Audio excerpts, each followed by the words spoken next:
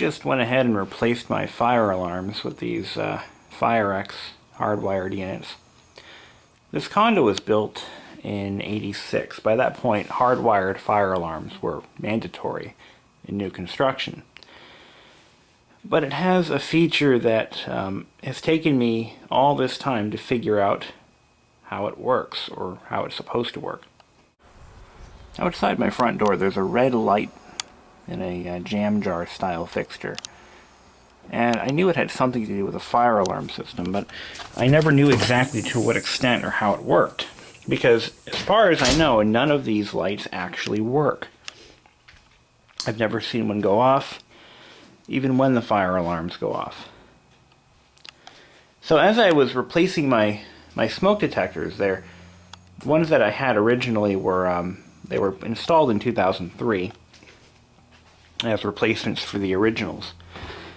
I went ahead and bought basically a modern version of what I had, and these are actually the photoelectric ones. They're a little bit different than the ionization type that originally I had. And I took this fire alarm down to replace it, and I found something. Inside this box is this. This is a relay module made by the Kitty Firenetics company. What this module does is it looks for a signal on the fire alarm interconnect wire. So when one alarm goes off, it sends a signal to the other alarm, which sets it off. It's an interconnected system. So what this module actually does is when it sees a signal from that wire, it trips a relay, which completes the circuit, which turns on the light outside. But since I've lived here, that has not worked. I've already turned the breaker off. I want to take a quick look at how this is wired and if it's even wired properly. I really don't know what the layout of this circuit is. I only have 2 fire alarms in this condo total, and I should have let's see what we have here. I want to figure out where the light is wired to, and I think I figured it out, but I'm not entirely certain. I think the light is actually this one here, because this one, let's see here. Okay, there we go. One of these is a fire alarm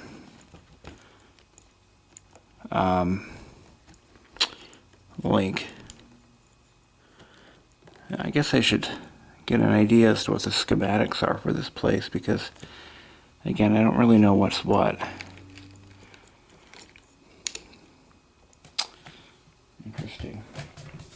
There has to be a junction somewhere else, because the cable going into the box downstairs is black.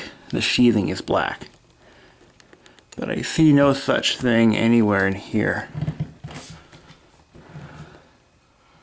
Huh. Interesting. But let's see where this is wired. Let's see, we have black is AC hot. Okay, that goes there. Blue, common contact. And white is AC neutral. Okay, good. Orange, normally open contact, which is going into here. Interesting. I don't know what I'm going to do with this. I don't know if this module is defective or not hooked up correctly, because I don't know what the wiring schematic is, and I have no record of it. It's hard for me to make a decision as to what to remove. I mean, worst case scenario, I think I may take it out completely, because there's no sense in having a defective module up here, or even if it's wired improperly. That could cause all sorts of wonderful problems. So I'm going to look into this a little further and see what I can do about this, if anything. Alright, I figured out the wiring and what goes where. So what I've just done is I've bypassed the relay module, and I'm going to hit the breaker back on. And if all goes well, that red light should turn on immediately.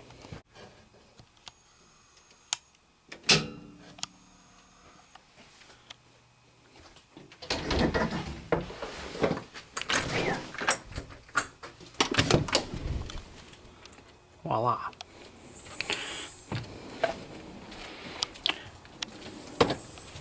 So basically, each unit has one of these lights, and that's to indicate a fire in a particular unit. It's a brilliant idea because each unit looks exactly the same.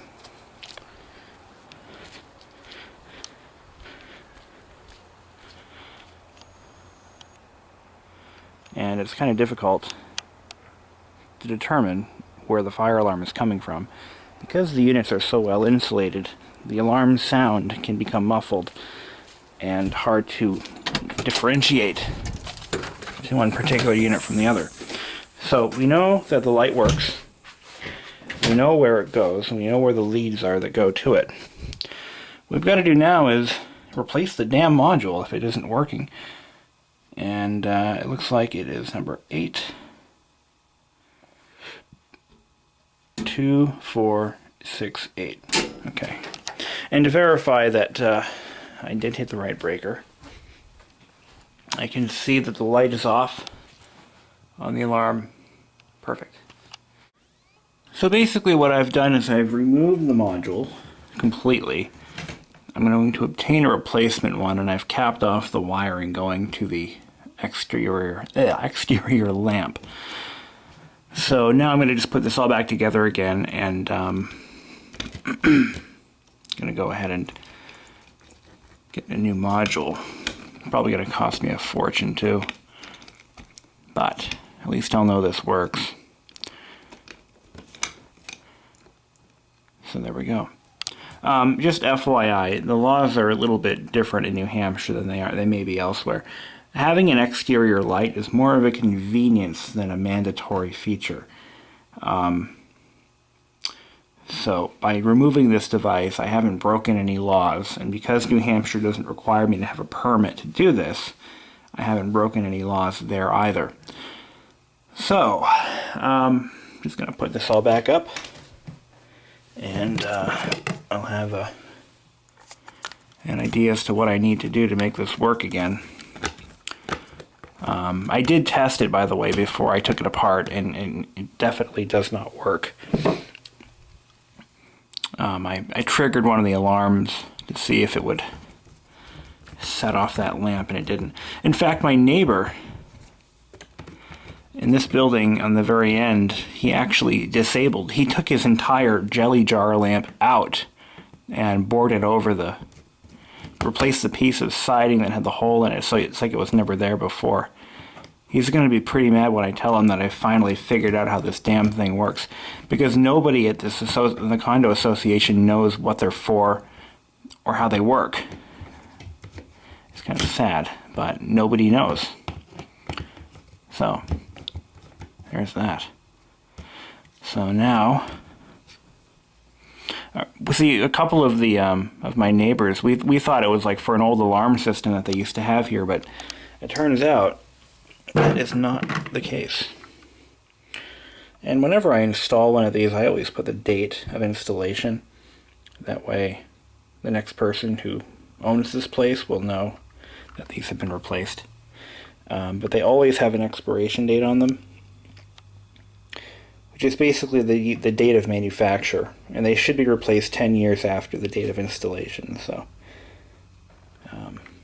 I went with photoelectric ones because they're better for detecting smoky fires like mattresses and furniture. They're every bit as good as ionization alarms. They have no radiation or no radioactive material in them, which is kind of nice, but not that it really matters. In theory, I think they'd be more reliable too. But one of the things about photoelectric alarms is they're less prone to false alarms than ionization alarms because they're a little less sensitive to smoke. But I guess they each have trade-offs. Anyway.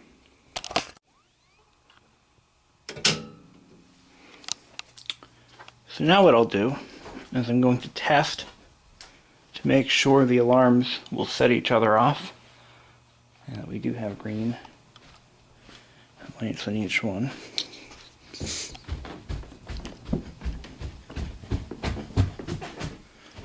Okay, that looks good. So now if I hit this, okay, good. Good to go.